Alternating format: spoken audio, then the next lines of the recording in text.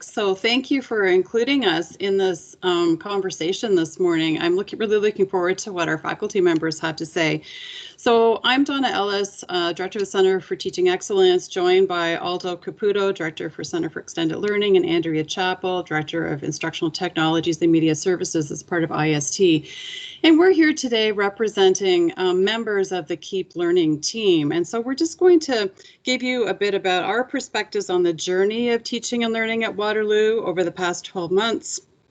So we'll give a quick overview about how the landscape changed. I'm sure not telling you anything that you don't already know, but just to set the stage.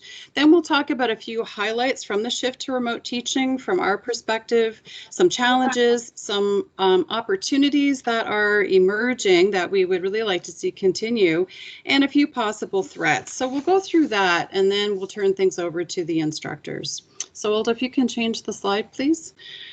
So our landscape changing, yes, here we go, the big shift we call it. So moving from winter 2020 into spring into fall, and really extends into this current term as well. For winter 2020, we saw what we would call emergency teaching, right? We had a very sudden pause where we all had to shift very quickly and just figuring out how to get to the end of term. So a lot of people doing just whatever they could put together, a lot of streaming of online lectures and whatnot happening to get to the end of term. And students, of course, also in quite a state of flux, right? Moving to different locations, different time zones, as Trevor mentioned in the acknowledgement already this morning, different kinds of access to technology, different quality around connectivity, and just really a lot of variability in the home life situation. So a lot of things went very different, very fast. And in that same time frame, this Keep Learning team was launched. And Andrea will talk in particular more about some of that, but all of us will have some things to contribute around that piece. Then for spring term, we had a little bit more time to be planful. And so then that's what we call remote teaching happened starting in the spring term, where we were seeing some modifications in teaching strategies, different delivery mechanisms, different kinds of assessment strategies, and of course the directive to be as asynchronous as possible in our delivery, which shaped very much what remote teaching looked like at Waterloo. Moving into the fall term, remote teaching became kind of the new normal, so to speak, right? And I think that extends into this term as well. And we were seeing a little bit of return to campus, right? Some lab courses, some grad courses did start to be able to occur on campus. And overall seeing just, I think, a gradual increase in people's comfort levels with learning online and refinements to the teaching strategies happening. So that's the overview of the landscape. Andrea, I turn it to you to talk about highlights. Thanks, Donna. Yeah, some of the highlights, I'll do a couple slides on those. And the first one is really about how campus guidance happened. And this is a look behind the scenes, under the hood, in terms of what was happening to support this big shift into the online environment, into the remote teaching. So there was a structure that was set up in order to help support all of this change. And I think, again, harkening back to what Trevor said and what Donna also noted, is that it was really a perspective on our student situations, but also on what our instructors could manage during this time of such significant shifting. And so this all started, the support structures started in the winter term. So the core set of that support are groups that are represented here: CTE, CEL, my group in IST, and ITMS, and also the library. So that was the core set, but I just want to say that there was a whole cluster of other groups that we relied upon and who we worked with whenever we were trying to provide guidance. So those would include student success, accessibility, the registrar's office, writing center, bookstore, many others.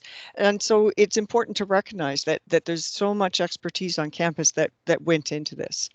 But in terms of the structure that was set up, the Keep Learning Leadership team was the top level, and that was David Davidi, and then the leadership of the library, CEL, CTE, and IST. And what was set up to do was to look at what senior leadership needed to know and what we could provide to them. So under the leadership team was also the Keep Learning team that was for planning. So this was to look out and anticipate what we're going to need next. So as Donna said, you know, things evolved over time from emergency into sort of our new normal. So what was coming next in the next term, and how could we provide advice to the leadership team for that? And then as we start to get closer to the boots on the ground, we look at the Keep Learning website team. And so they were pulling together all of the information that we needed to go to teaching remotely, and making sure that we had some advice that was there that for people in whatever situation we were at the time. Below that, even closer to where the real action was the special focus groups. And so documentation and communications was really key into where we were going in our next steps. So making sure that we had our ducks in a row for that. So sometimes we learned that two of our groups were working on the similar type of document. And so we wanted to pull that together so that we had the same singing from the same song sheet for the campus.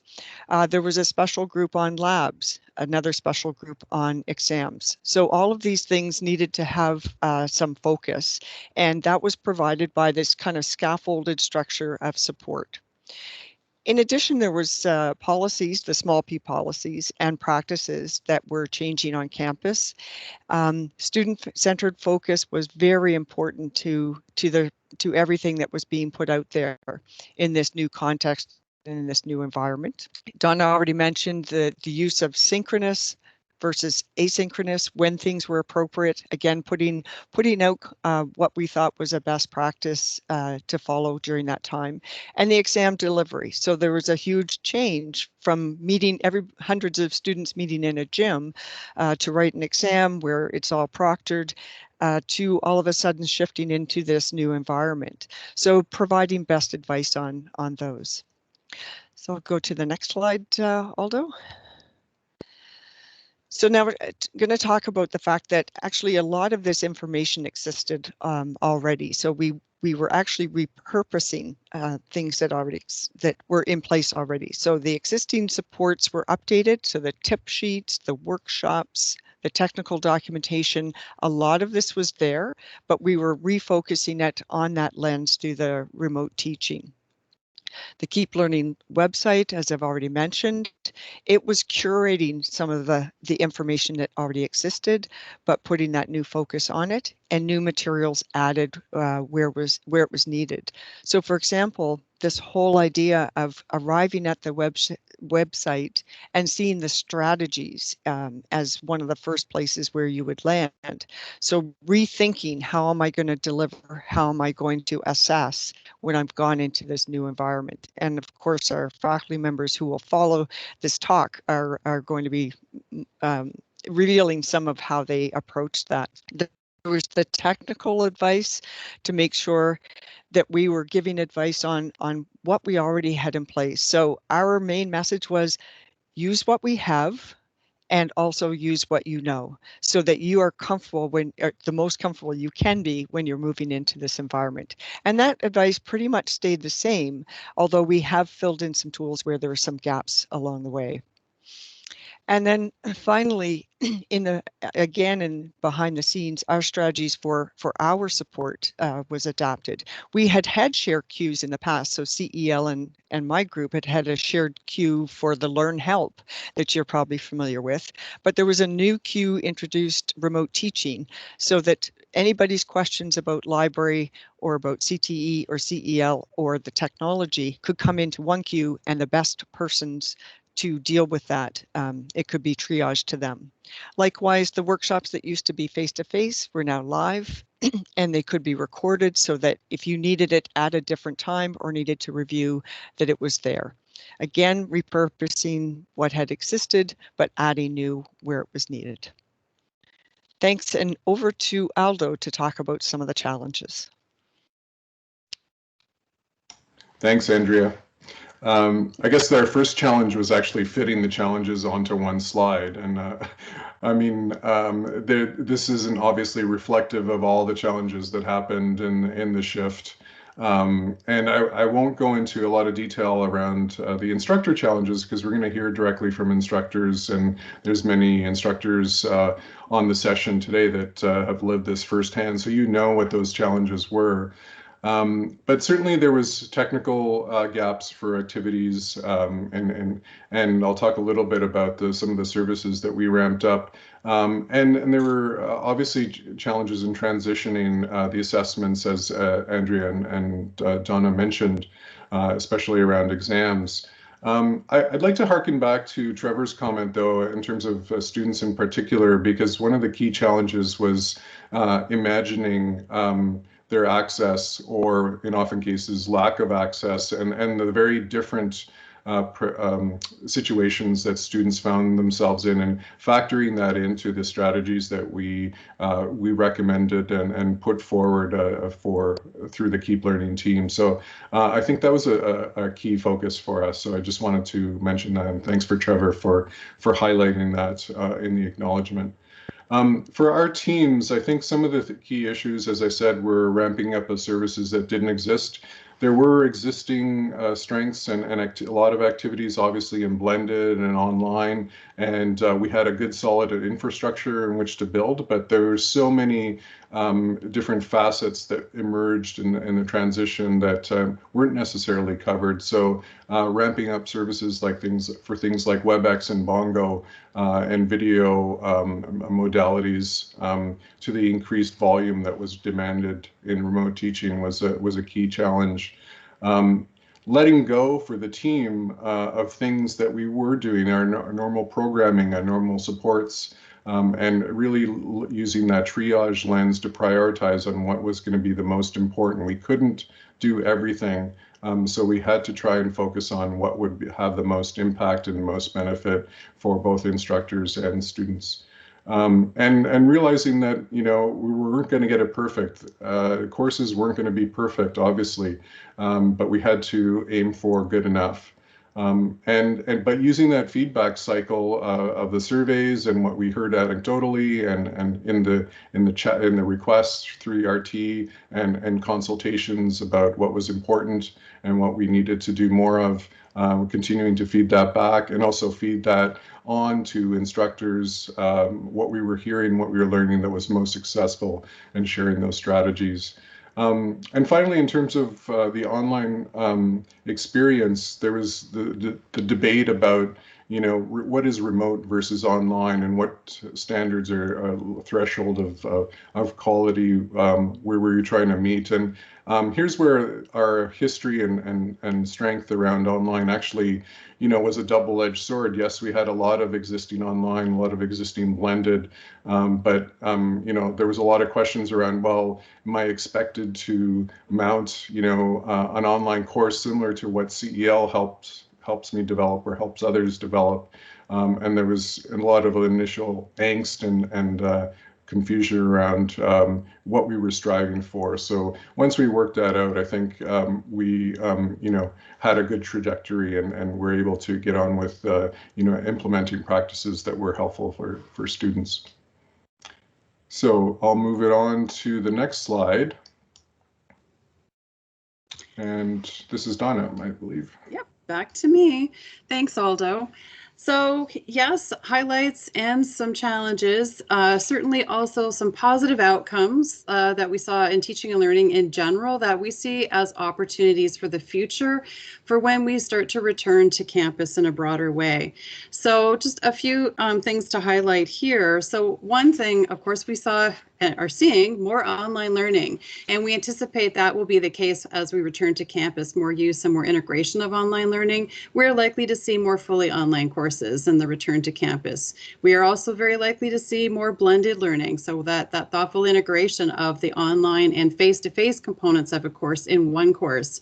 And in fact, our teaching fellows now are working on an initiative around blended learning for the return to campus, focusing on the flipped classroom model as one blended learning approach to try to encourage more of that happening and be able to honor and use a lot of the work that was done to move to remote teaching as we think about coming back to campus and integrating that work into the face-to-face environment.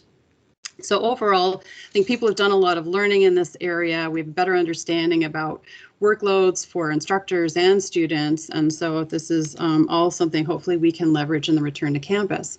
Another positive outcome was students as contributors to course development. For anybody who worked with the SOLAs or the OLAs, those online learning assistants, co-op students that came to us starting last spring, it was really amazing experience, some really great work that they did, and we'd love to see that kind of activity persist and thinking about more of a student as partners type of initiative to assist with course design and development. It's fantastic to have that student perspective right as you're building a course. Less reliance on high stakes assessments. You had to move away from the traditional final exam, right? That had to happen. And so how can we capitalize on, again, that kind of learning and thinking more about things like authentic assessments, where we're really encouraging the students to think about assessments as a way of learning, not just as a reflection back on, did you get what happened in this course? So some real opportunities there as well. Another thing is a focus on essential learning outcomes. Again, people had to really pare back what courses were about and to be, really thinking hard about what is absolutely critical to have in this course and what are the nice to have things in a course. And when we can do things like identify the essential learning outcomes, that can really help in bringing together academic accommodations, because they need to understand in the Accessibility Services Office what is actually essential to a course. So we've had a good opportunity to do some of that rethinking and hopefully can capitalize on that when we return.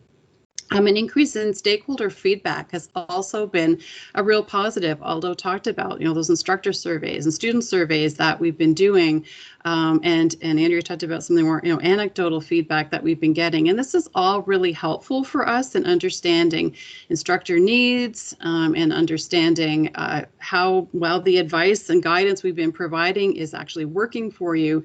So we're optimistic that we can keep, again, that communication flowing when we return to campus. When we're not in a crisis, can we still be getting input and feedback from you in a fairly organized way?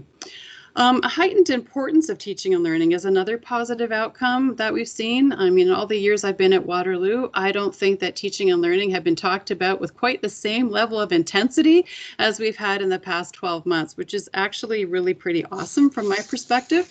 So it's just given that sense of, lots of discussions and sharing happening in departments and faculties across the institution, like our panelists are going to do shortly, sharing their kinds of experiences that they've had. And so it puts teaching and learning on the radar far more than it has been in the past, and that can really help influence our institutional culture. And then finally, an increased collaboration across our units. Our 3 units have always worked very closely together, but we have seen an unprecedented amount of collaboration again in the past year. And just looking back, the Keep Learning team is beyond the 3 of us. We have members of our units as well as the library involved. We've had over 70 meetings since last March, so there's been a lot of intense work done together, which is great for us to think about what should continue moving forward, how do we build on what we've learned, and we're actually engaging in some retreats to think about that. Over to you, Aldo, to wrap things up.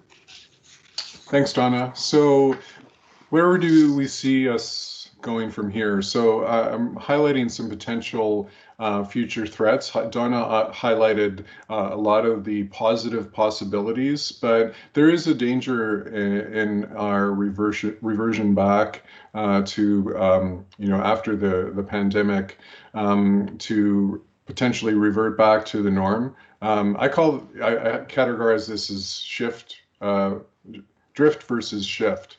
And what I mean by that is drift denotes something that's done without thought, without planning, without direction or energy, versus shift, which is something that's more intentional, more thoughtful, more evidence-based.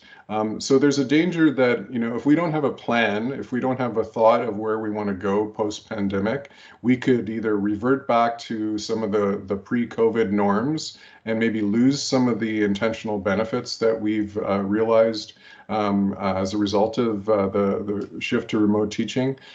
We could pursue ill-informed changes. There might be things that we've done during the pandemic that aren't necessarily ideal, that we, for whatever reason, continue to do. Or we could be driven by the technology or driven by external industry. There's been a lot of interest from industry and business on education because it's become more lucrative. And there's the potential for big players to come in and shape the way we do teaching and learning, which could be less than ideal. So there's some challenges there. Internally, we have the challenge that resources might not be able to keep pace with demand. If everyone that's been remote teaching suddenly wants to go blended or go digital or take up online learning, it's going to be very difficult to keep pace with all that demand. So how do we prioritize those efforts? And also keep up with the rapid changes in technology and the demand for that technology. I don't have to talk about fatigue and workload. We've all experienced it, so that's a threat as well, that we just are so exhausted after this experience that we don't necessarily want to do anything new. But hopefully we can, look at it as an opportunity to, if we're going to leverage the things that we've already done and maybe just take them a little bit further. And finally, just threw this in there as well, our dated IP policy. There's been a lot of discussion around some of the challenges or questions or confusion or barriers that our current intellectual property policy has on digital transformation. So if we're going to be creating digital materials and reusing them across different delivery strategies, then perhaps we need a more up-to-date policy that facilitates that. So with that, come to the end of our presentation and opportunity for questions.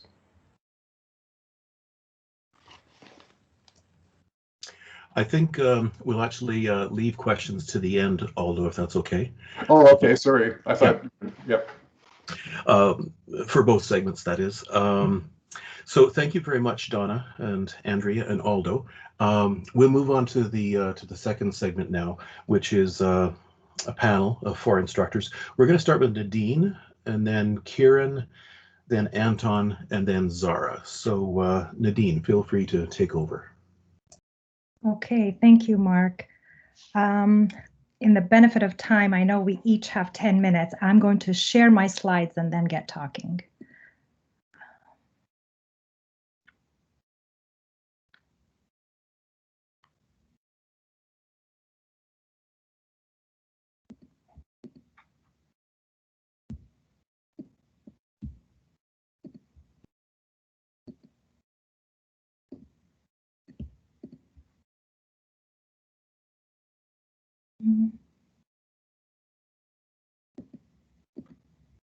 Oh, sorry.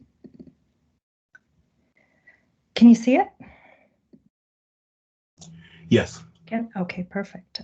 Let me just go to slideshow. Okay, wonderful. Thank you. And I'm actually quite happy to be going first, thanks to the flexibility that Mark provided. And I'll just start at the point where the positives that Donna had mentioned in her slide, and I think that's the theme that I would like to present in the presentation that I've put together, looking at the positives of remote, even though sometimes some of this positivity is overshadowed by our perpetual state of being overcommitted.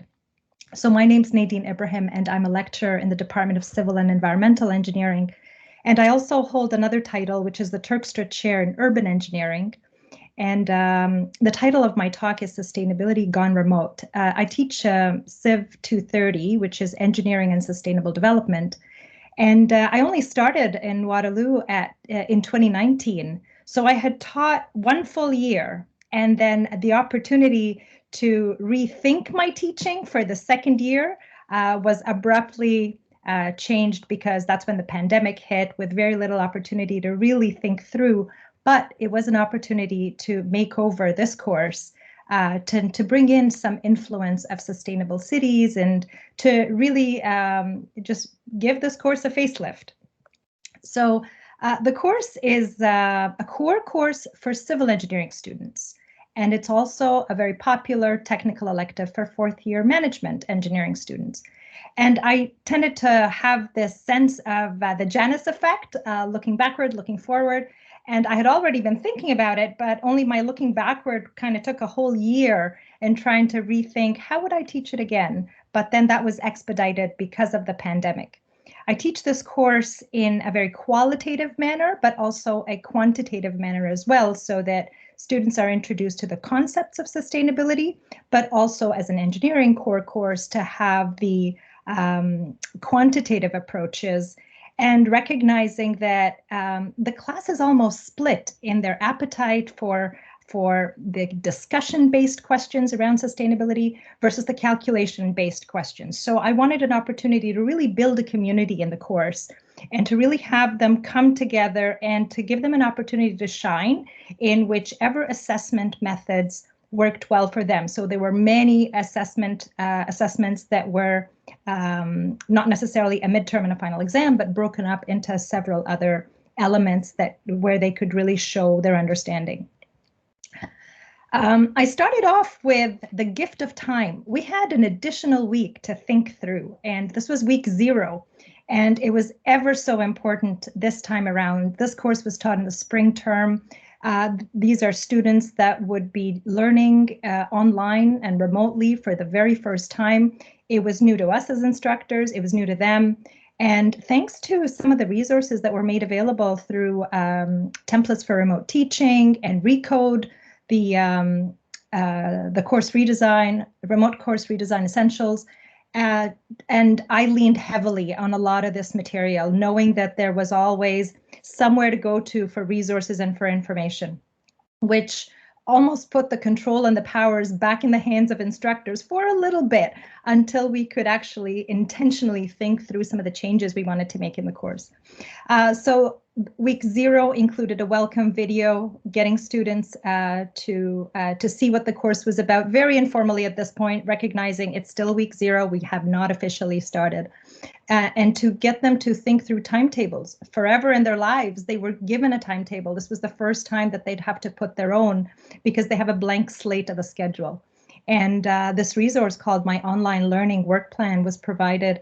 I filled it out for myself, and I shared how I filled it out in terms of how I take care of my physical health, mental health, goals, etc.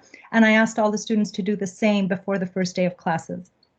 And throughout the term, I also asked them to reflect on it, see if it's changed in ways that could be beneficial, and to reflect on how far they've come since the very first day. And I think it proved to be sort of a motivational piece as well throughout the term.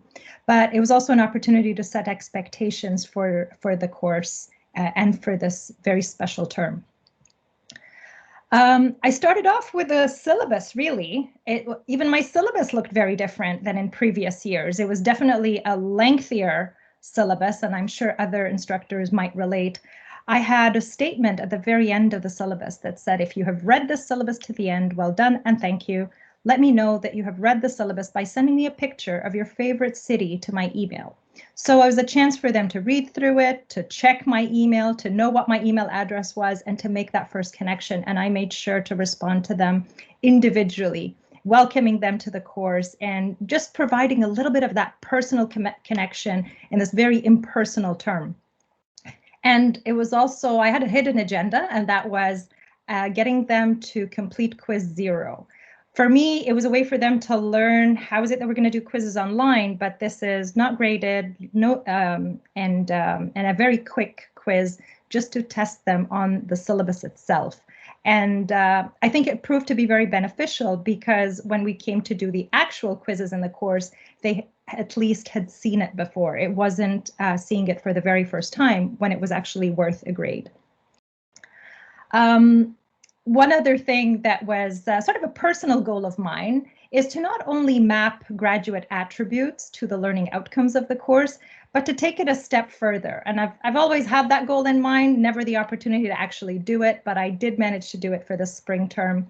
And I mapped the learning outcomes for this course to the Sustainable Development Goals to identify which of these goals does this course really touch upon, and to also map it to the Canadian Engineering Grand Challenges, which is kind of a vision for moving forward in what we refer to as the decade of action.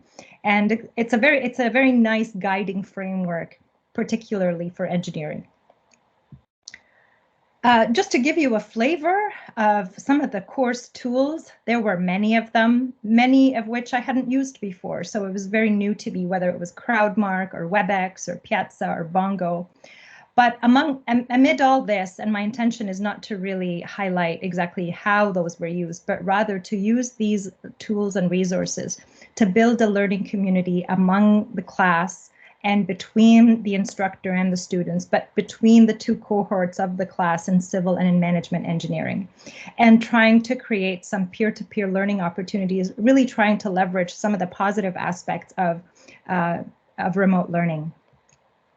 So the course was completely restructured, and following a best practice through the CTE workshops that I had attended was to really structure it in modules. A module represents 1 week of learning. So the course was structured in 12 modules, 1 topic per week, and it seemed to be very fast-paced doing it this way. But one of the positive feedbacks from student evaluations was that it was well structured, it was organized, students knew exactly where they were in the big sort of mapping of the course. Every 2 modules fed into 1 assignment, and every 2 assignments fed into 1 quiz. In terms of workload, the feedback was that it was very manageable. It was just that the course itself is a heavy course because it packs too much information, covering sustainability concepts like air and water and waste and transportation and buildings, and then applying all these concepts to applications in cities.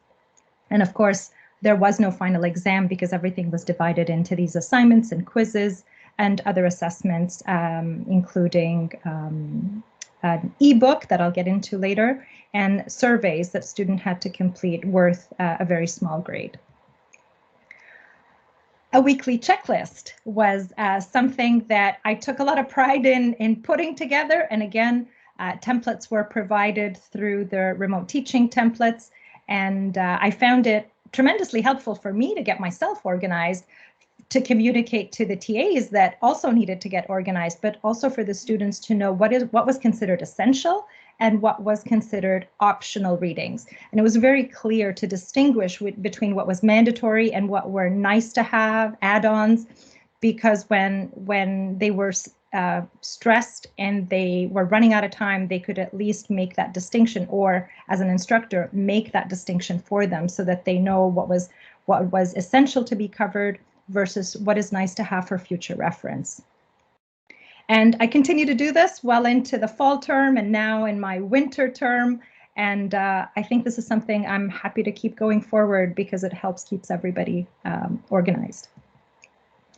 So this is the class contribution. It was one of the assessments in the course that students contributed to what was compiled together into an ebook. The ebook is called the Sustainability Contribution Project. And it was a chance for students to work together to submit a page really in this ebook that was nicely compiled together by the OLAs and the SOLA on the course that was assigned to the course, and the TAs and the class representatives as well. And there were 2 class reps, 2 from civil and 2 from management engineering. So it was a big team effort. And this was also inspired by my colleagues at the Canadian Engineering Education Association. I sit on a special interest group called the Open Education Resources. So we created a link to the Open Education Resource Commons, and the book is actually posted there as well as a free and downloadable PDF. So let me walk you through how this came together. One of the assignments that the students had to do was to apply one of the concepts of the course to a city of their choice, whether in the developing world or developed world. And they were given specific instructions of the size of the slide, the format, any other instructions regarding how to put their bullet points, how to reference images and text, font, size. Everything was included to very minute details so that it is consistent and gives less chance for errors or things that are not formatted properly, so that it would be easy to compile it into an ebook in a very short amount of time. So the ebook ends up being 140 pages, and the students are all listed as contributors, and they all had a chance to learn from one another in what they contributed throughout the term. So this was staggered throughout the term. Every 10 students submitted in one of the weeks of the term. So throughout the term, we had everybody contributing to the book. So at the end of my talk, while I pass it to the next speaker, I'm going to drop some of the links in the chat to this meeting as well. There are some quotes that were also included in the ebook, and these quotes were actually by students, but they were pulled from before and after surveys. These surveys really touched upon questions like, at the beginning, how do you define sustainability? Have you encountered any of these concepts in the workplace or personally or in other courses? And then to kind of ask them these same questions towards the end of the course, recognizing that the vocabulary, their sustainability literacy really improved throughout the term. So those also made it to that ebook. Just before I kind of wrap up my talk, I wanted to highlight that there are wonderful Learn awards. These awards and badges exist in Learn, and it's just an evidence that, or an example really, that we only barely touch the surface of all the possibilities that exist in Learn. I, for one, didn't know about this, but took some time to explore it. So in this course, students were given these awards. They were kind of sustainability themed somewhat. There was a green badge that was awarded if they read the syllabus.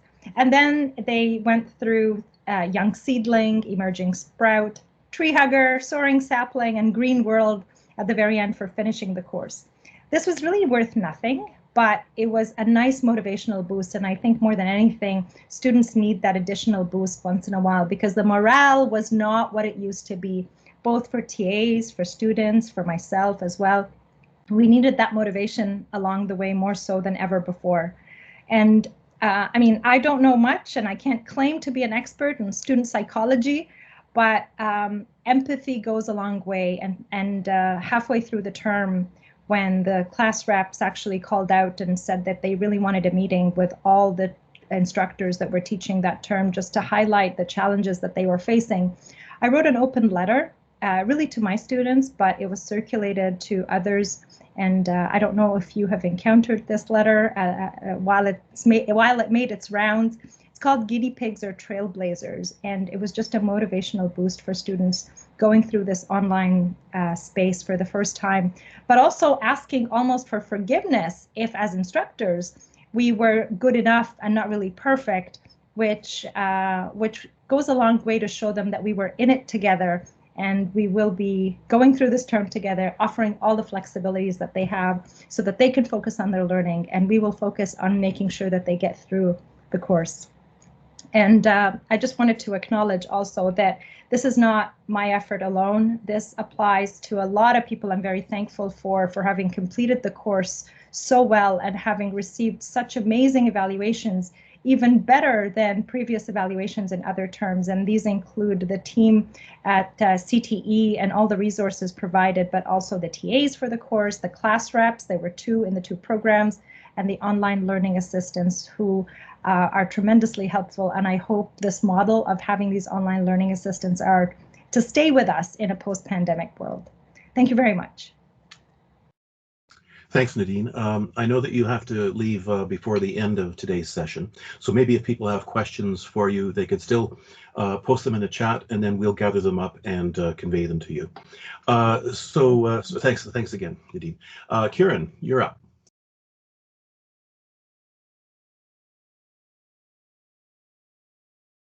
Oh, and you're muted, Kieran. Okay, can you hear me now? Yes, great. the classic, beginning with the seance, can't hear you, that reference earlier.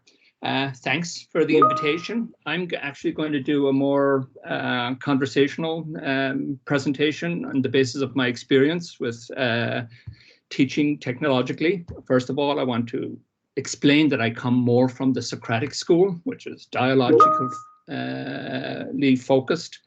And because of that, the person-to-person engagement is really important. But Winter, if I'm going to use the previous presentation too, as well as Nadine's, Winter, all of a sudden, we got this time last year, around this time actually last year, classes were cancelled. We had to now see how we're going to finish the term. And I want to thank Trevor, who worked closely with me and had to, where I had to upgrade my technological skills, learn about MS Teams and Bongo, and then consulting with the students. How did they want to move forward? So we, with Trevor, worked out various possibilities that we could just do it sort of online, because I already had a blended element of my course, which was discussion posts. So we could try and see if we could do that with lectures throughout. In both classes, they voted overwhelmingly to have a synchronous class and to continue the synchronous class. So we all figured our way around Bongo and the virtual classroom. And that worked out well. I mean, in the sense that it managed to keep the momentum going for the kind of teaching I was doing. It did mean some adjustments in the requirements, etc. My courses tend to be cerebral, conceptual, phenomenological. So, I mean, the kinds of things that people say is like taking your brain to the gym, or another one, this is a quote, this is a good course to take if you want to be mentally challenged. Or another one, it's thinking outside the box. So, and so because of that, there's a lot of engagement with the teaching. So when we started again for the fall, and working closely with Victoria this time, Victoria, that's a great help, decided I was going to do a synchronous class, even though the recommendation was for asynchronous. But I did a synchronous class, but have it recorded, and to allow for people who are not in the same time zone, etc. So they would have different ways of getting access to it. I also had to set it up myself, obviously, because we didn't have, that wasn't set up by the university. But again, that worked out with those two classes, and I changed my format, where I used to have, 10% completion through discussions for the discussion posts, and a 10% for participation. I went fully 20% for completion for discussions. And that turned out to be a plus for me, where because the material is difficult, and I pose a question. I have slides that summarize some of this material, but for the most part, their question is on the material. And then they have to struggle with an answer. And what I found out now, having 10 discussion assignments with 10 replies, as against previously 5, was that they were actually engaging each other, and it helped develop more continuity, and it helped develop more engagement with each other. And, in a way, because we're dealing with Gen Z students, they're actually comfortable communicating and even being informal in when they're responding to a formal question with regard to each other, etc. And by doing that, I realized that I was giving them more of an opportunity to teach each other. I do not respond to the discussion questions. I tell them that the part of the idea is they need to work it out. It's difficult material. It's a safe space. They're getting the credit for it, for just attempting it. and it'll be worthwhile. By virtue of attempting it, you will then get a better idea of engaging the material when it comes to the class, etc., and working it through more closely. And they actually seem to engage each other in helping each other work out this difficult material, so that they came up with, which I hadn't heard of, but a student called it the four-stage learning process. So the first stage was, and I'm going to use it for my future classes, is that they engage the material, which is quite complex, quite challenging. It's literally thinking outside the box, but because the box, thinking outside the box, is itself a cliche, it doesn't help us with thinking outside the box. So they struggle with that.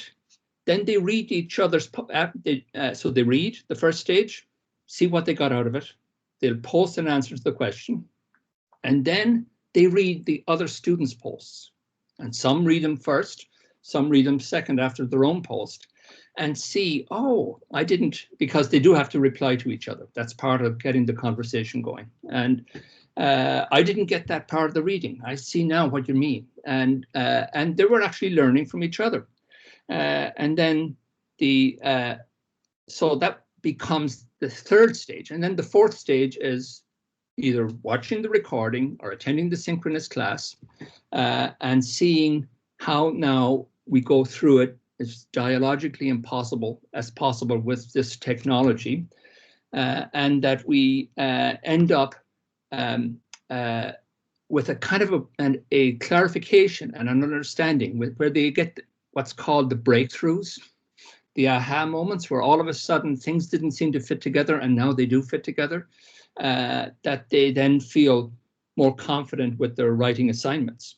So I described this to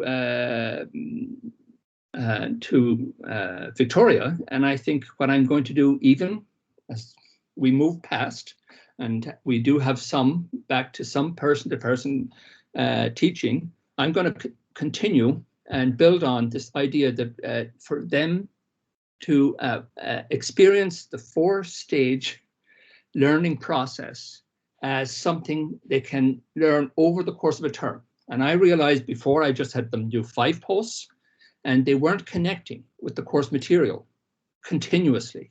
Now they're connecting with the course material continuously. And by connecting with the course material continuously, they're less likely to get lost later in the term if they, for some reason, dropped out. And they are very interested in that 1% grade they get for the post, and the 0.5% they get for the reply. And, you know, I often have to deal with comments in terms of, you know, oh, sorry, I missed the deadline. Does this still count? And all of that, you know, when I'd say in the scheme of things, it's 0.5%, but that's part of the anxiety of Gen Z. And this, in a way, reduces their anxiety because they've met it. And so they were making progress. So for me, what was very useful was from moving from a participation grade to a completion grade, and 20% is pretty decent completion grade, that they're actually learning more and they're helping each other learn. And part of that also meant that they were, how would I put it, feeling like they were making progress toward assignments and toward with difficult material that can intimidate them. And it also helped them, and I think it's very important strategy, that I am not at all involved in the discussion assignments.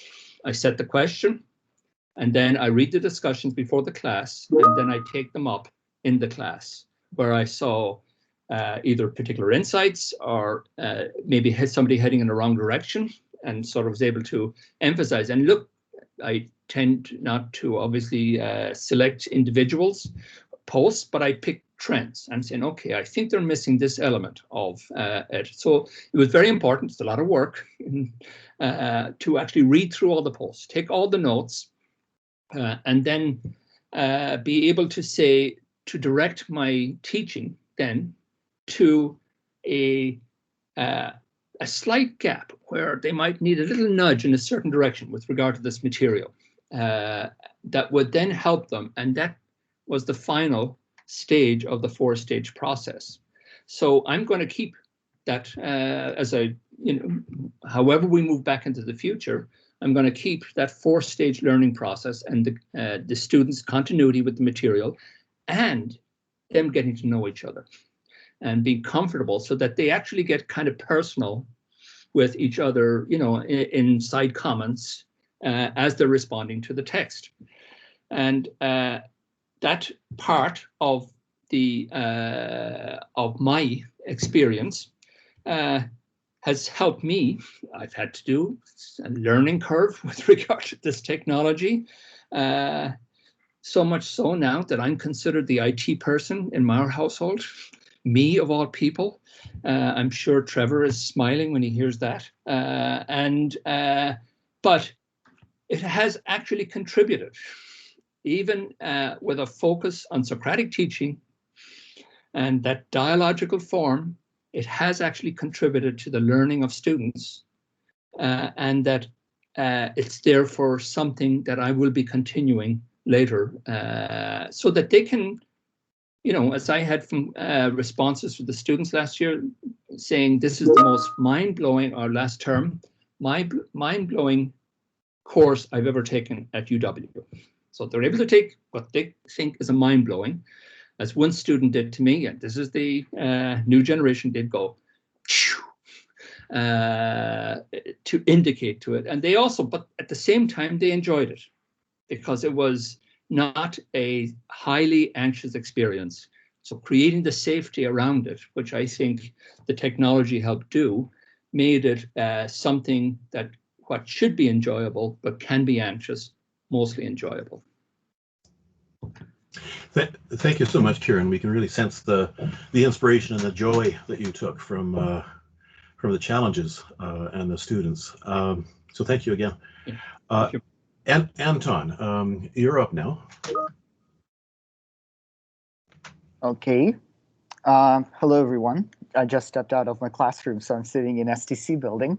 So I need to share my screen, I imagine. So let me do that. Okay. So share my screen. Okay. If you don't mind, I'm just saving the PDF file because PowerPoint doesn't work well for some reason for me. So I apologize for the slight delay. There we go. At Tech Week PDF. Okay. And the reason why I'm doing it is so that I could enable full screen. Okay. For some reason, something happens. Let's just go on and maybe.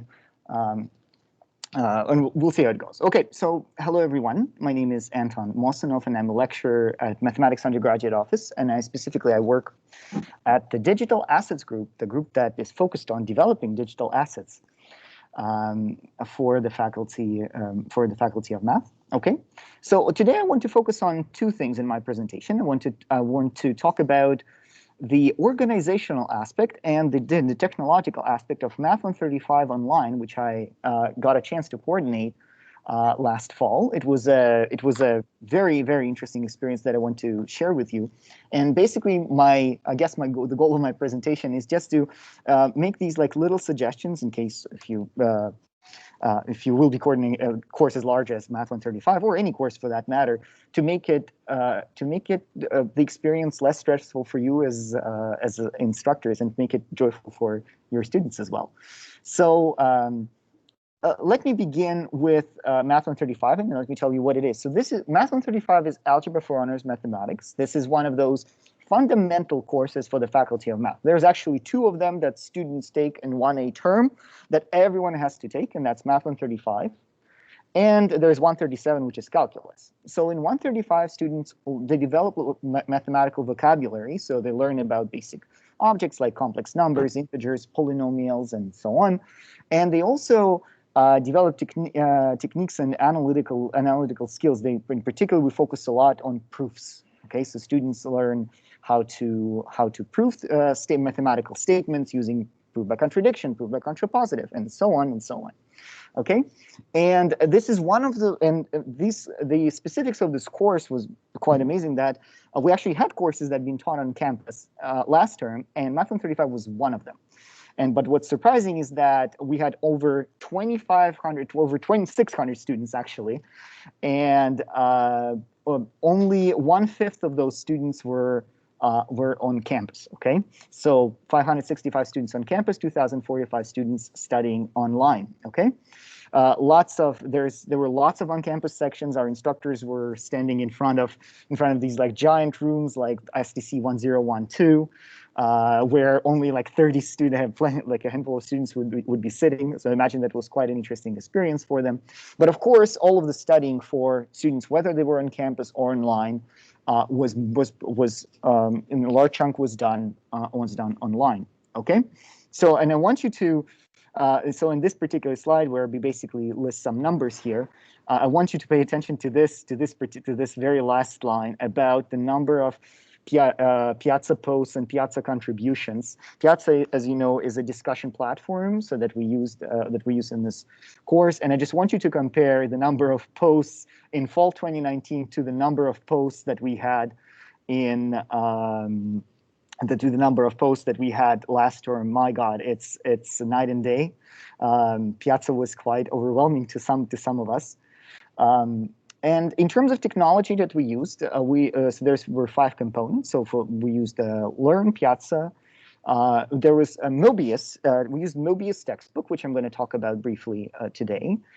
There was also Crowdmark and MS Teams or Bongo. So we sort of insisted that instructors chose either one or the other tool. Okay.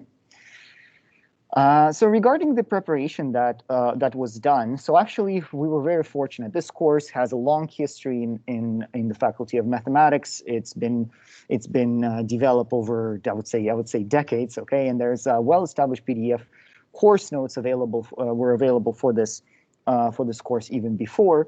But starting from I would say fall 2019, in fact. We began to develop the so-called Mobius textbook for this course, along with my colleague Steve Farino and the experts from CEL. So if you don't mind, I'm just going to quickly show you what this looks like. So this is Math 135 online in Mobius, and it's essentially, okay, so let me show you this thing. So here's an example of a chapter in the PDF course notes. So the Mobius textbook almost identically corresponds to the PDF textbooks, but there are certain improvements, certain sort of buildups on top of that. For example, here's a section on notation summation that I just showed you in PDF. But one thing that we expanded this textbook with narrated slideshows, like this one that you can see here, where we talk about complicated formula. Where we talk about we focus on some difficult concepts, and there's also this check your understanding section. You can find it pretty much in every single subsection of the Mobius textbook, and essentially students just can test their knowledge and verify that they actually understand what is going on. So these are interactive exercises. So this is the Mobius textbook that we developed, okay? And we got to, if you want to see, by the way, if you want to see more Mobius textbook developed by Digital Assets Group, then here's a link that I'm going to post in the chat later, okay? So in terms of so apart from the development of Mobius textbook, the thing that we focused on, we actually started preparing for the fall offering quite early, given the responsibility. There will be over 2,500 students for us. In particular, so the first thing that we focused on was actually the development of the Learn website. And honestly, I would say if there's anything that helped us to reduce stress during the fall during this fall 2020 offering, I would say that the fact that the fact that this website was fully developed by together with the CL experts, that played an enormous role. Okay, so also if we go to the homepage and if we go to course content, pretty much all of the things that you see in the course content, such as the syllabus, the description of what is a Mobius assignment, what are Mobius assignments, what are written assignments. You can see that there are, so for example, if you go into the descriptions, all of that was prepared back in spring. And you can see, you find all of these links here that link to the assignments. And of course, CL experts, everyone, CL experts know that one has to connect Mobius to Learn in order for grades to be able to be synchronized properly. And so all of that was set up well in advance. And my God, that helped a lot to reduce stress during the actual teaching and focus on teaching instead of these organizational aspects. Okay, well, now that I'm actually showing you the Learn page for the course, maybe I'll show you a few more interesting things that we did here. We actually played a lot with LMS. We thought that LMS is the primary place where our students are getting engaged with the material. That's the first sort of place of contact for them, and that's why we used it a lot. So I'll give you a few examples of so for example, every Sunday we had some kind of an engagement post. So by the way, here's a little introduction of me and my cats to my students that I did in Learn for my section. So let me show you a few interesting student engagement posts. So this is a student engagement post. This is a comic book about order of quantifiers developed by our friends at MathSoc. Okay, there is another one that I wanted to share with you. There we go. A little bit of history of University of Waterloo. I'm not sure if you know, but in University of Waterloo, one of the ancient problems was actually solved in 1965, and I'm talking about a problem that was conjecture about 200 BC. Okay, so it's these kind of interesting facts that we try students to tell about university life, share some interesting experience. We shared with them some suggestions about famous YouTube channels about mathematics, and so on and so on. Okay.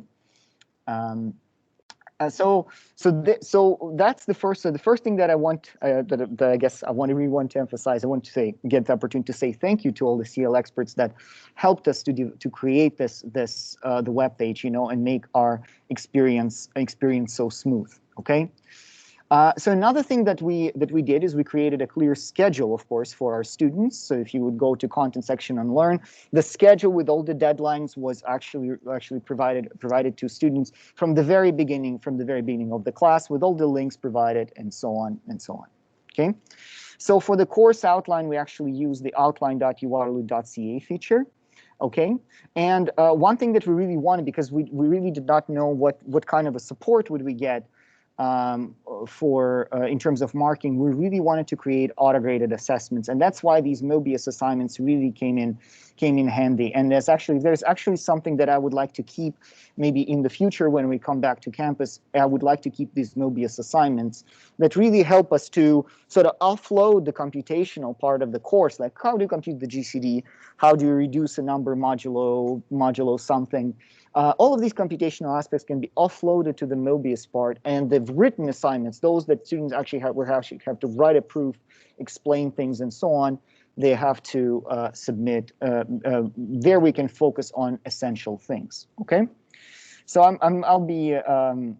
Of course, there's many other important things that we did, like for example, split the. Like divide and conquer. We had many coordinators working for this course as well, responsible for various aspects of the course. So another important decisions that helped us to make this a smooth run were weekly meetings with instructors. in order to make life easier for our students, we made our midterm and final look exactly like their weekly assessments. So every week, students had to submit a Mobius part and a written part of the assessment. It was exactly the same thing for the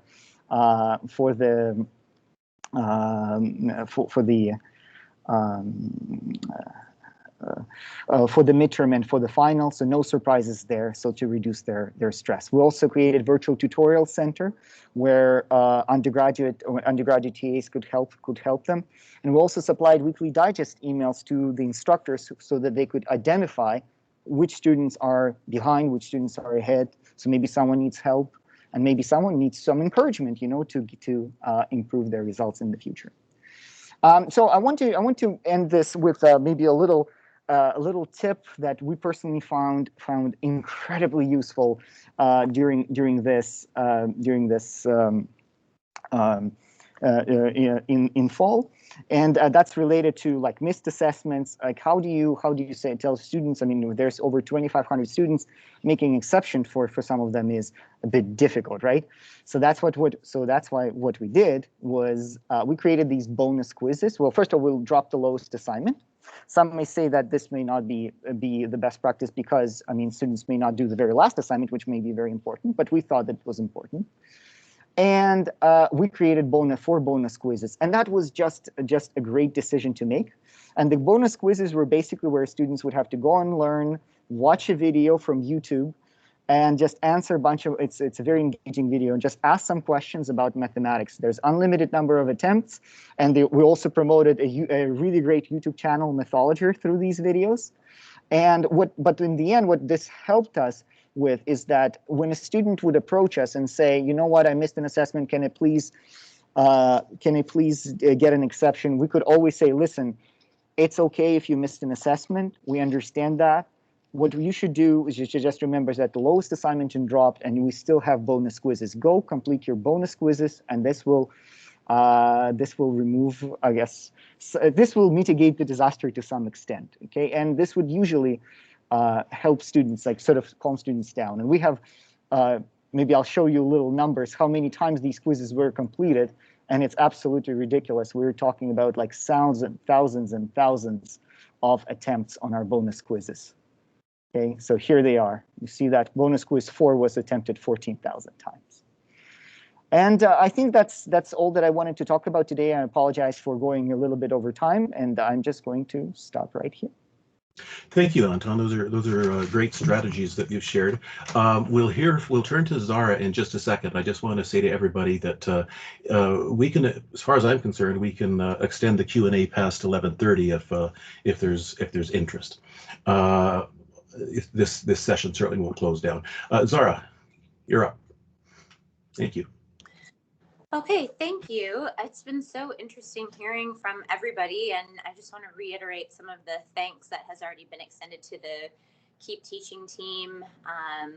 Just incredible amounts of work that you've been doing to support us, so thank you so much. I'm going to talk about something that I'm doing right now. Like most lecturers on campus, this is my third term of, feels like years. It's actually just my third term of this remote teaching shift. And I think maybe I was just feeling a little bit relaxed over Christmas and decided, why don't I just really mix it up and do something new, which is the danger of holiday time. But what I decided to do, I'm in Recreation and Leisure Studies with our 4th year program evaluation course, is I implemented an ungrading model.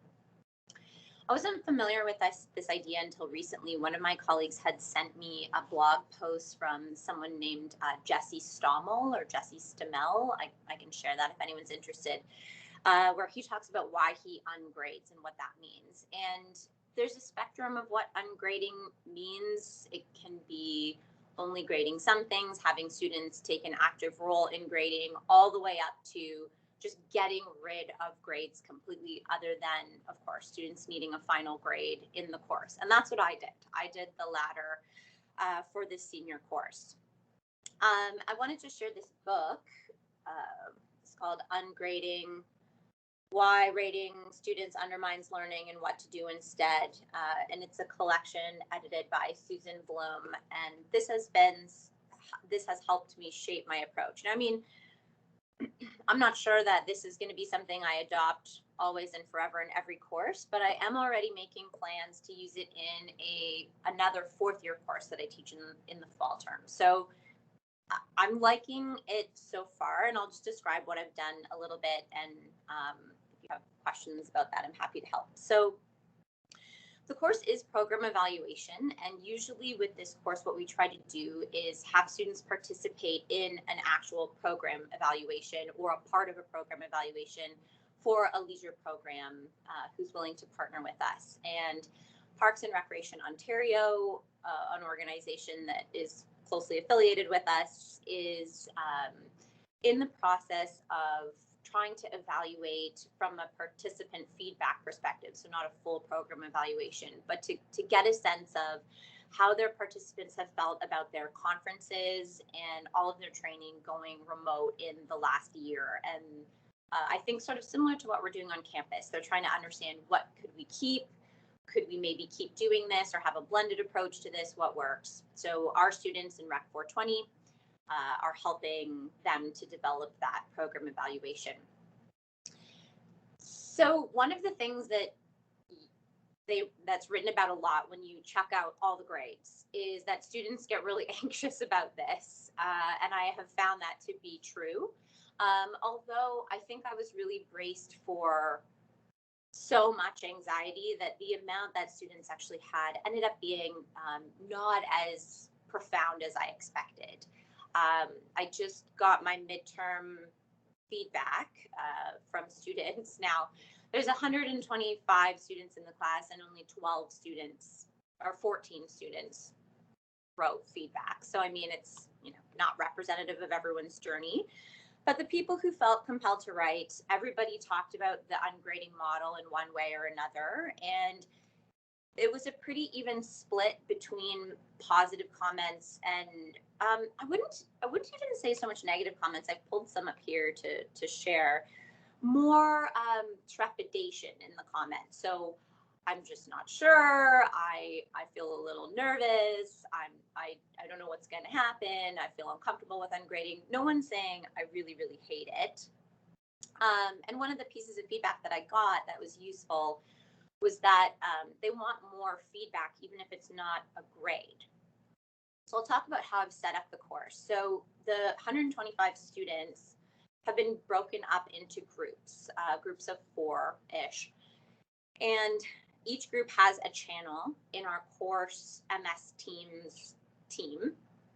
And each channel of 4 students has a TA mentor assigned to them. So I have 4 TAs, and they have a portfolio of 10 groups or 5 groups, depending if they're full or part-time TAs. And their role is to be inside of that group, overseeing the group discussion that goes on and helping them and pointing them toward resources and encouraging them to talk through issues that we're working on.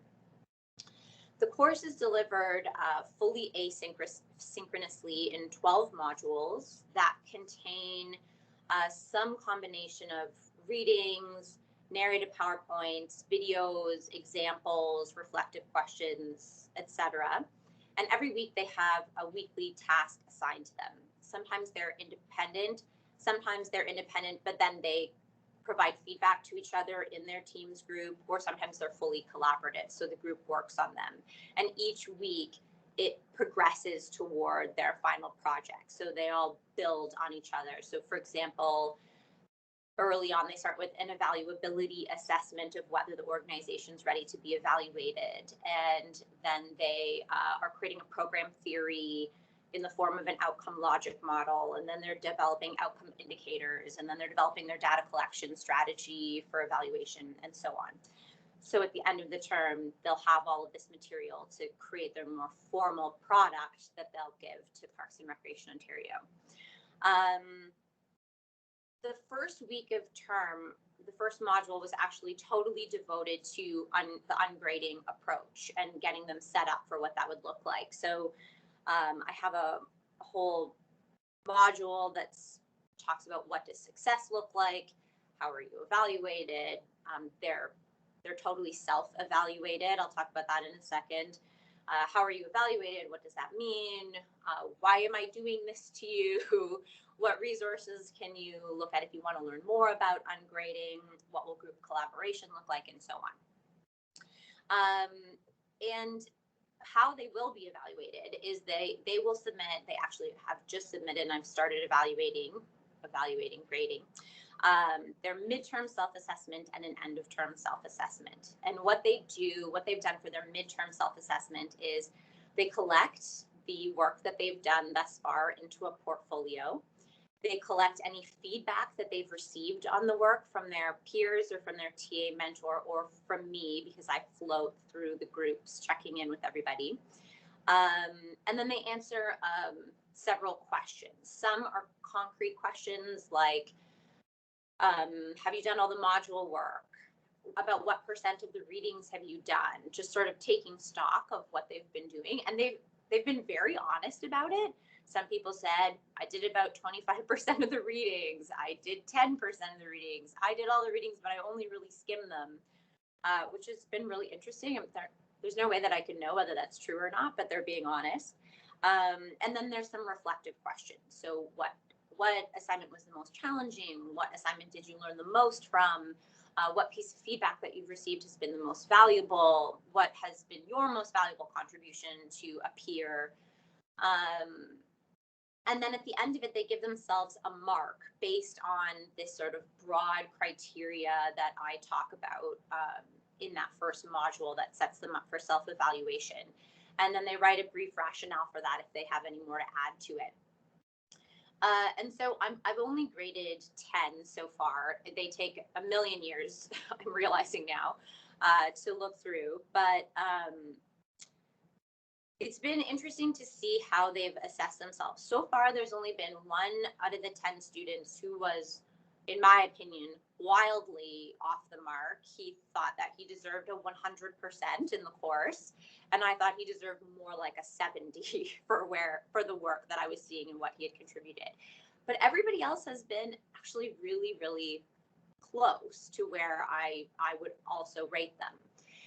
And this mark doesn't mean anything in the sense that it's not recorded. It's just a way for them to say, this is how I think I'm doing. And for me to say, well, this is how I think you're doing. And here's some feedback on how you can stay the course and be great as you are, or improve to the mark that you seem to be aspiring to, or whatever. And their TA mentor also gives them feedback, because throughout the term, they've been keeping a record of what's going on in the discussions, who's a leader in the discussions, who's making great contributions, who's doing good work, and so on.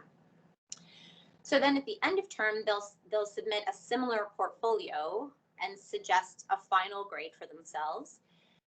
And barring a major discrepancy of opinion, which was all laid out in the beginning, they will get that mark. That is the mark that they're going to get. And if someone's mark, if I run into I deserve 100% and I think they deserve 70, we'll have a conference to discuss their proposed mark and think that through.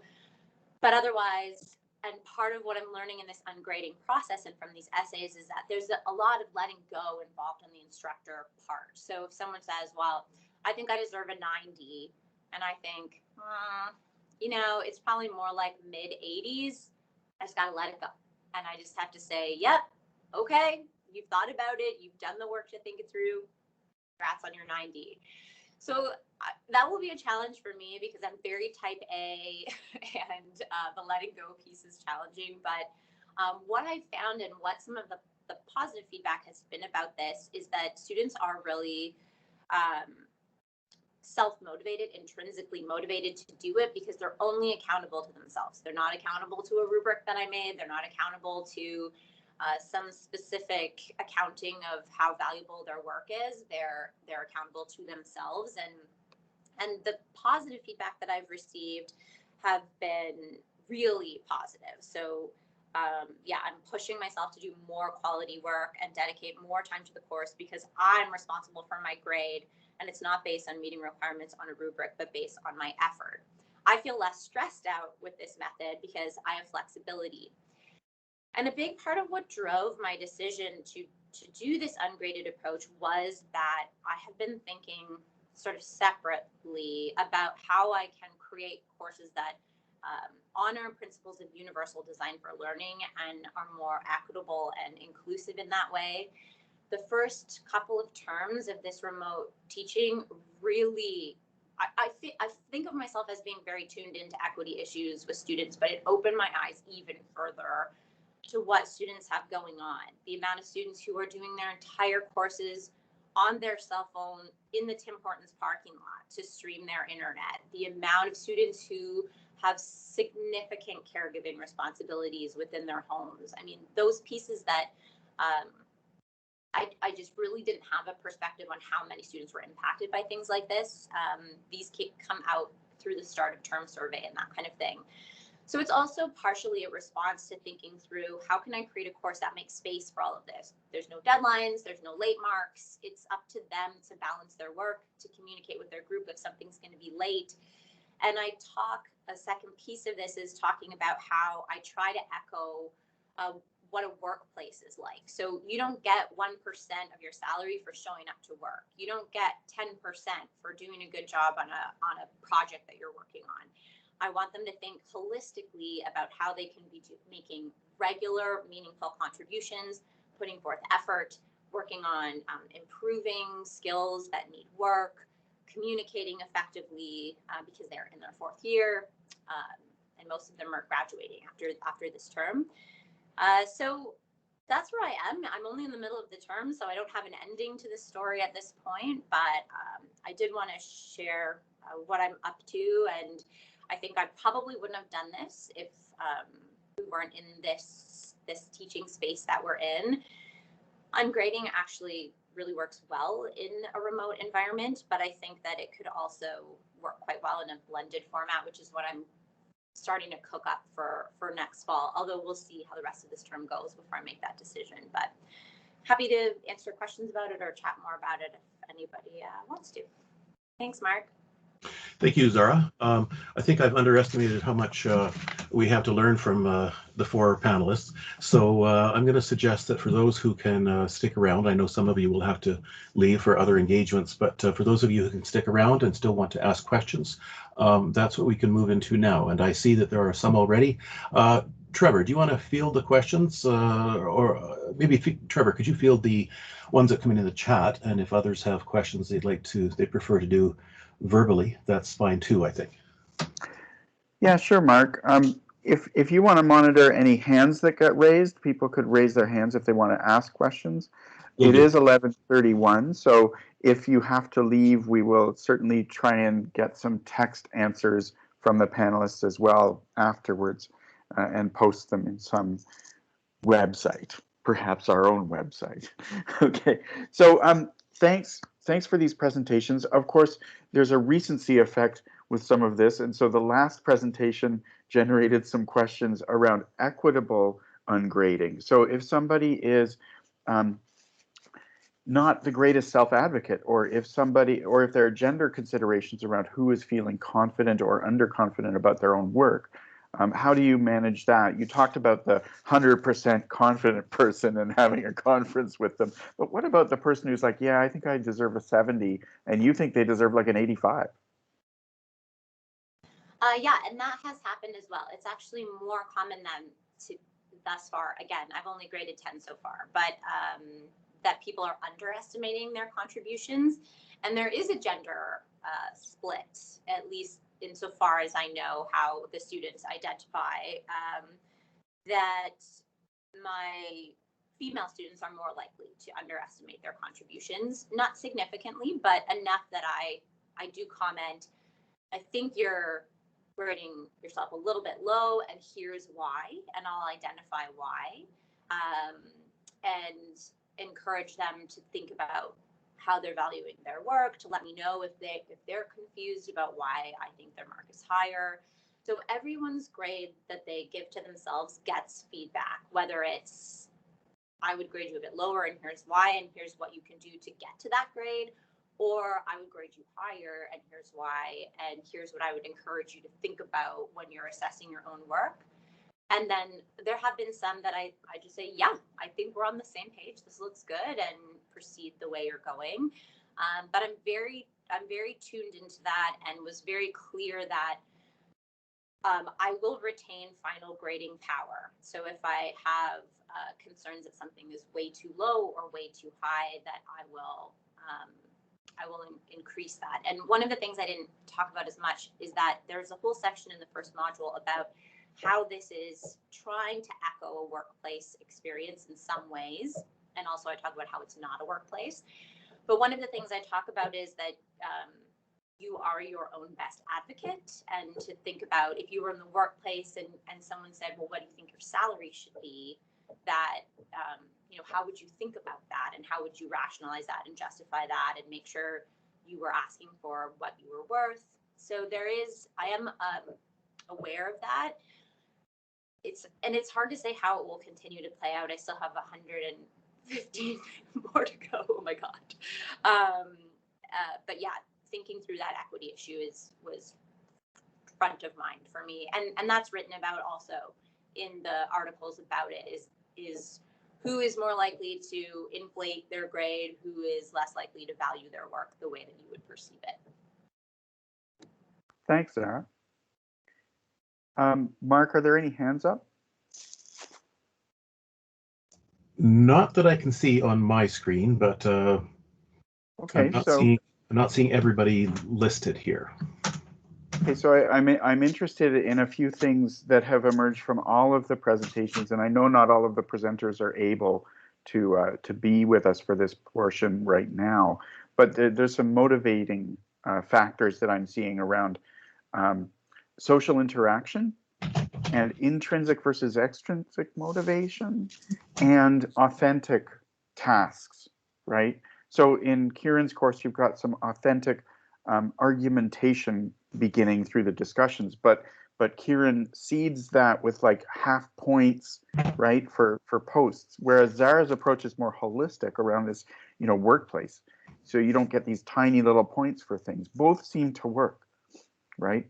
And Nadine's final product had to do with something that is open source, and Anton's regular updates with Waterloo Facts and YouTube channels are also around social motivation and interaction, and you can see the rise in the bonus quiz numbers, for example. So there's lots going on, and what I'm seeing is many different ways to achieve this. I do see a hand up now, so Mark. Yeah, Diana's hand is up if you want to field her question. Let's hear from Diana. Hi, so I just typed my question in as well. I wanted to ask about the IQ rule. So this is sort of a question from the first half rather than the second half. Yeah.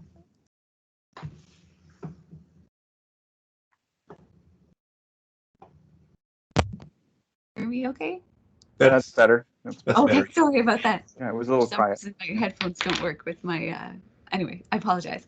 I had a question about the IP rules. So from sort of the first half of the presentations rather than the second half, although I loved all the stuff, all of the second half people were talking about. It was really, really fascinating to hear so many different perspectives. This was just something that had come up at another forum as well, that people were confused about what the IP rules are in terms of can their the material they create for a course be used by other folks with or without their permission. And my understanding was that even before the pandemic, the material that you created as part of your course was yours, but the university has a whatever irrevocable commercial free license to use it.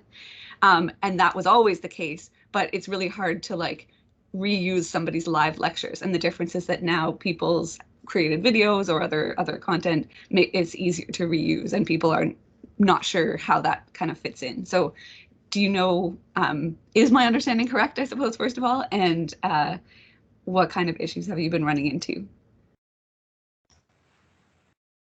Do you want me to jump in, Mark? Sure, Aldo. Yeah. Okay. Yeah, Diana, I think your understanding is essentially correct. That there. I guess I would distinguish between the letter of the law and current practices. And I think the way you described the fact that remote teaching has made has generated a lot more materials and potentially made for easier access to a lot more teaching materials. But fundamentally, I think what we have is an issue around a dated IP policy that refers to or harkens back to an era where it was pre-digital. So it talks about publishing materials and those being any published materials being available for reuse within the university, but is kind of silent on the issue of digital materials. So is a digital material that you put up and learn, for example, is that considered publishing? So when I talked about it being dated, that's what I was referencing, is that it doesn't really kind of address the new modes of distribution, such as digital. There are probably some links I can share, some guidance that were put out by the Secretariat at the early stages of the pandemic with regard to teaching materials. I'm not sure if those would help people's understanding. Yeah, I've seen those. Yeah, that's where I think people were surprised when they read those because it technically is exactly in line with what the policy is, but people were saying, "Whoa, that's news to me." But yeah, I mean, I agree with them. But I think there is a lot of confusion and trepidation, and we could probably have a whole discussion about that topic in and of itself. So maybe I'll just leave it at that for now, and maybe share some links post session and give time for other questions. Perfect. Thank you. Yeah.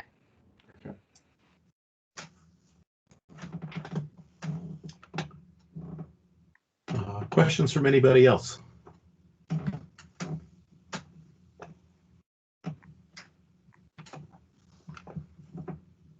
I guess I have a question, maybe for all the panelists. I'm just wondering, how sustainable are all the changes, the innovations that you've made in terms of time going forward? Like to varying degrees, it sounds like some of these are pretty time onerous changes.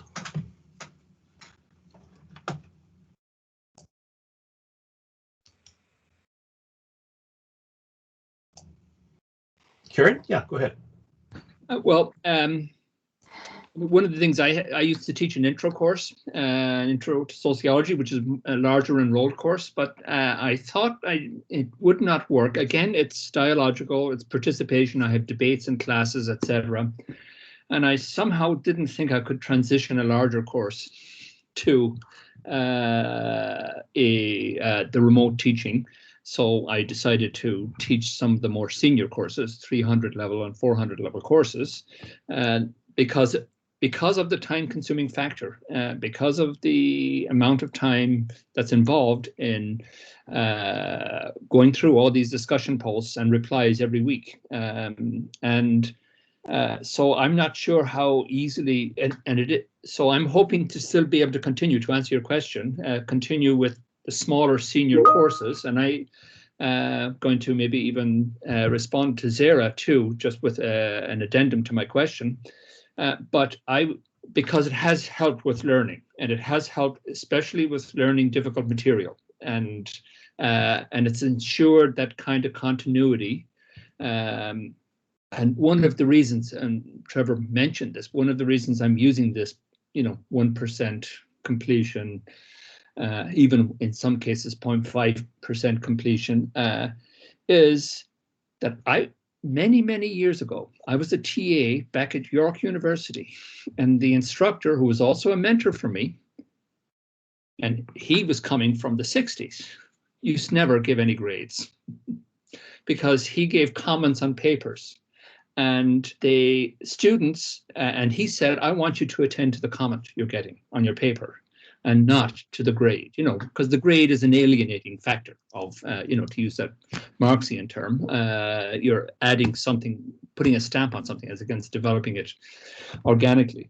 Well, the students, and I was the TA in this course, it was a year-long course, students were rebelling left, right, and center because they had no idea of how they were getting along.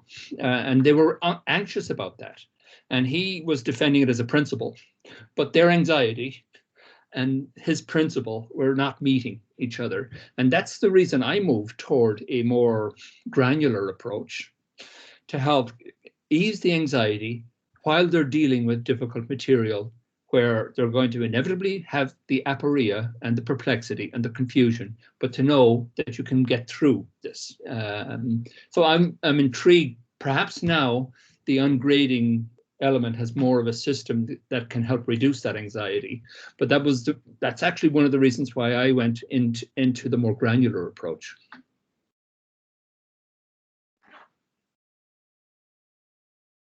Yeah, I think just it's something that I grapple with a lot, because there are students who want that metric. And I think what you're doing makes a lot of sense, because you're not saying you get a point if you ask a really good question. You're saying you get a point for engaging. And I think it's the same kind of spirit that I have in my course too. It's like, I'm not saying you made the best comment or you did the best work, but I want you to be here and to be engaging. But I'm taking out that mark piece, and it's not working for everybody. As I said, the comments were really split. And the piece that I've found that we're going to work on for the latter half of the term is that students, so our TA mentors are there, I'm there, they can ask peers for feedback. It's encouraged to be very collaborative. So a person's assignment doesn't have to only be their assignment. They can work on it with someone, whatever. But what I didn't really realize is that students are not used to proactively saying, can you give me some feedback on this? Or could I talk through this thing with you? Because usually they get that anyway. And so they're feeling, as you're saying, like they don't know where they're standing. And I just thought, well, I haven't heard from them, it's probably fine. And so now I'm realizing that, so the TA mentors now in their groups are checking in more purposefully for every assignment to say, where's everybody at? What questions are arising? Does anyone want me to take a look at your work? And I think that that was implemented a week ago. And I think already that is going to be helpful for students, because I'm seeing a lot more interaction with the TA, or saying, oh yeah, I'm not quite sure about this. Can you help with this? So yeah, I actually don't disagree with you at all. I think that they need some kind of structure. And what I'm trying to see is if that needs to have points associated with it at all, or if we can shift what they're valuing about their contribution to something different. But yeah, it's evolving for me. It's really new. And I also don't know that I have the guts to ever do this in a first year course or a second year course. It works because they're fourth year. It works because it has really close ties to work and work integrated learning. So it felt like a good one to start with. I don't know. I'm not sure what this will look like in courses that are very different looking. Yeah, it's a really good point. I think about that all the time. I grapple with that all the time. Thanks. Thanks. And I know this question was to the whole panel. I'm not sure if Anton, you're around right at the moment still, or if you're back in the room teaching. Yeah, can you remind me what the question was? I'm sorry. Yeah. How much work is this approach that you're doing, and is it sustainable? Yeah, would you still do it when you went back to the whatever we're going to?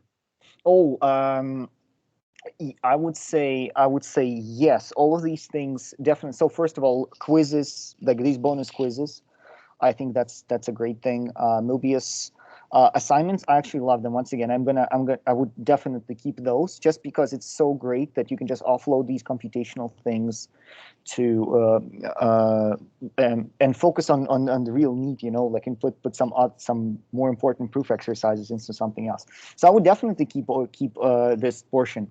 One thing that I'm thinking about is, like, how to. So the good thing about online learning, I would say, is that in some sense this is a forced flipped classroom, right?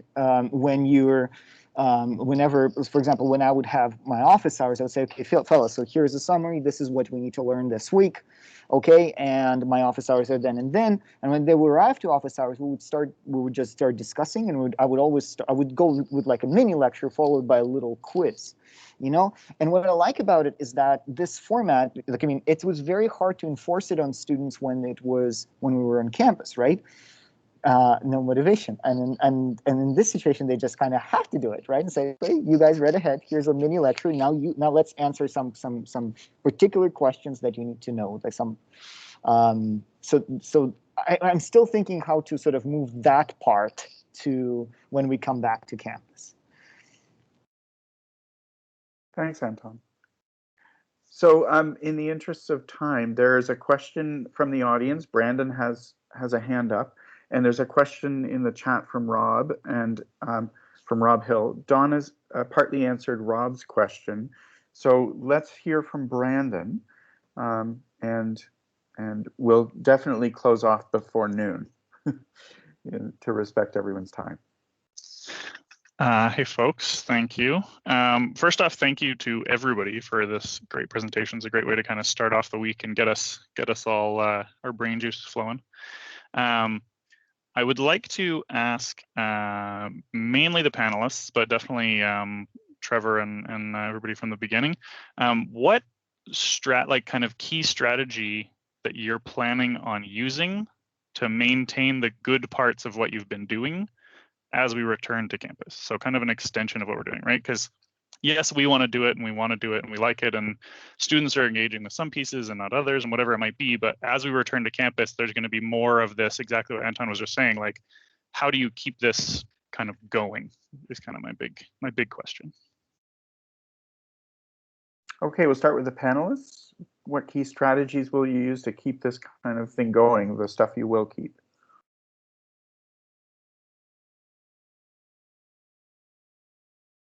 I'll jump in quickly. I mean, what I'm going to keep going is the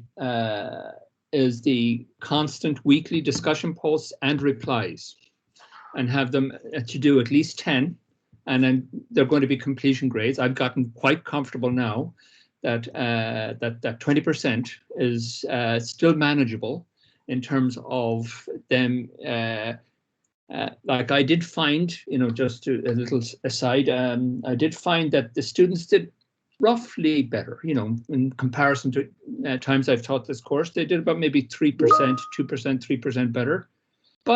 And I thought about that for a while. Is that because I was giving, these completion assignments? But I also realized they're doing better. So there's an element where they're learning more in relation to this perplexing material. And so because of that, they're also performing better. So then that helped ease my anxiety. So one of the things I would definitely be carrying on is the engaged learning online through Learn with both discussions and replies, that they do 10 per term, and that then they bring that to the classroom in the classroom if we're back in a classroom. But it also helps me because I have a more finer grained sense of how much what they're getting of the material and what they're not getting of the material, that I in turn bring back into whether it's the synchronous class or the in-person class. So that's definitely one of the things I'm going to be carrying on. Thanks, Kieran. That's pretty significant to be able to almost see under the hood of people's thinking by having more discussions rather than fewer that are online, and surfacing some of the things that people might not say in class, right? Yeah. Yeah. Right. Other thoughts from the panelists about strategies to bring this stuff forward? I can just add that I already mentioned certain things that I would definitely continue doing, right? Like the Mobius assignments and quizzes, bonus quizzes. But one thing that I want to do more is to do even more stuff with our discussion forum, or maybe with Learn, like for example, weekly polls, right? So or weekly problems, So here's a question. What do you think? Is it correct? Is it wrong? Well, here's a statement.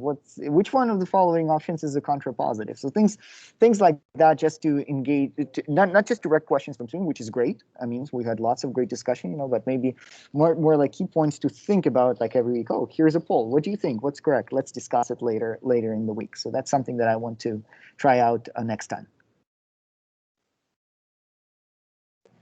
I think the things that I want to retain are, because the ungrading is still evolving for me, they're sort of bigger picture things. But the first is to retain some of the letting go and I think maybe like the radical empathy that we've all tried to adapt in these first few terms of understanding that deadlines need to move sometimes and not being so rigid about that, or trying to take a deeper look at what our students' lives are and how we can create courses that make space for everybody to succeed.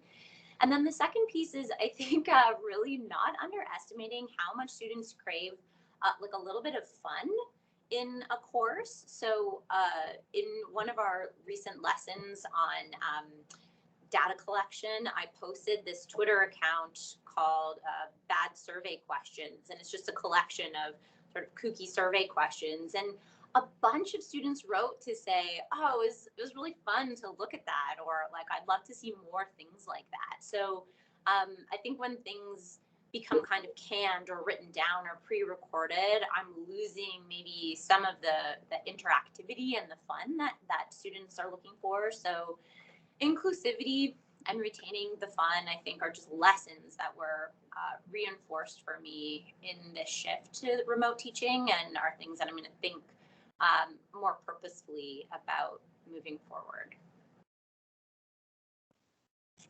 Thanks. I've been teaching this winter as well, and I've been finding that the empathy goes a long way. And also that students still want rigor. They still want to know that they are learning the key stuff well, right? It's really interesting because sometimes we think that if we do too much that's just empathetic or just fun or just giving people a break on deadlines or something, that will somehow sacrifice our fidelity that we have to our disciplines. And there's a way to be rigorous without gatekeeping, I think, right? And so I've found that people want to be on this learning journey together, which is a pretty big deal. There are some other questions popping up, and I'm aware that it's 11:55, so we'll just quickly look at them for a second. So there's one question that I can answer about attendance at the workshop. We can see whether you're here or not based on our recording of the session that was announced at the beginning. So don't worry about that. Thanks for asking. And then there's another question about students. Have students become better self-directed learners? I understand from Kieran that he's seeing kind of like around a 3% increase in his students. But Cheryl is asking, do you find that they're becoming better self-directed learners and developing skills that they're implementing as they move forward? Like, have there been improvements since the beginning of the pandemic? And given, you know, that people are so stressed out, as Zara was saying, about their family situations and people they know who have been sick and so on and so forth, have they been able to muster some kind of new approaches to learning in your experience, panelists, other than Kieran, who already kind of answered that? Yeah, right. Thank you. So again, the question is like whether students are becoming better like learners in the online environment. Is that? Yeah, like more self-directed since the beginning of the pandemic through 3 terms. I would say yes, but that's my gut feeling. Like, you know what? One thing that I'm very much interested in. So I heard this interesting is the following. After everything that happens, is to see how students would do once we return to proctored assessments. And it would be very interesting to see how students that are studying online, they go and they complete an assessment when, like, in the proctored environment, and then compare this to when students are studying on campus and they go and they complete the assessment in the proctored environment. And then I would see a more objective data maybe confirming or denying this. I heard from my colleague Brian Forrest that he said that an experiment like that was done in Concordia, and a student instructor there said that apparently a student, like the average student taught, an instructor taught the course for many years, and at some they moved the pandemic, but they still retained proctored assessment on campus in some form, and according to this instructor, the average actually increased. So I mean that makes sense to me. but I would like to see something like that happening in Waterloo as well. Unfortunately, I have to run at this point, but thank you very much for discussion, everyone. Bye-bye. Thanks, Anton. Zara, any opinion from what you've observed? I don't know. It's hard for me to say. In the spring and fall, I taught first years and second years, and now I'm teaching fourth years. So I mean, I think they're having very different experiences, and I think also as we progress, we as instructors are getting better at setting students up for success and at our course design. So it's really hard for me to separate those things. I would guess yes, like Anton. I mean, based on just the way that my students engage and interact, I would say yes, that they're building those skills as time goes on and as they get more comfortable. But I don't have any evidence for that other than my anecdotal experience of how students are doing now versus then. I like that you mentioned that we're doing some things very intentionally and designing things very intentionally to support their success. So I think given no structure, people will struggle, right? Most people, I think. But the various strategies we've heard about today and the various things that the Keep Learning team has been doing to help us to understand motivation and understand structure and move, maybe not do everything we can and throw everything at the wall, but be choosy, has been helpful in that regard. There's a couple more comments coming up in the chat that I'll encourage people to read, but given that it's 11:59 and we're down to like 25 people or something from our high of 70 something, I think we should probably close off. But there's some important reminders in the chat from Donna and Chris about you know, who is and who isn't in class and what we are and we are not testing for. So thanks for those comments. And if you have any further questions, go ahead and put them in the chat and we will try and get people to write any responses to them. So thank you very much to all the panelists and to the organizers of this week as well. And with that, we'll close off. Awesome. Hi, everyone. Thank you. Thank you.